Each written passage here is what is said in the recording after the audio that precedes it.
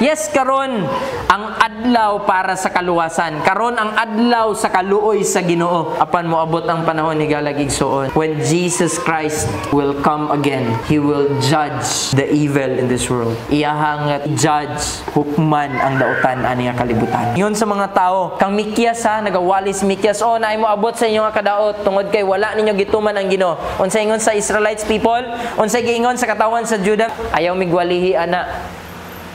Kapoy og paminaw ana brother Sam, oy. Ayaw mi wali ana brother Sam, kabalo na mi ana. Ayaw kami gwalihi bahay ni ana kay ang Dios dili magpakaulaw kanamo.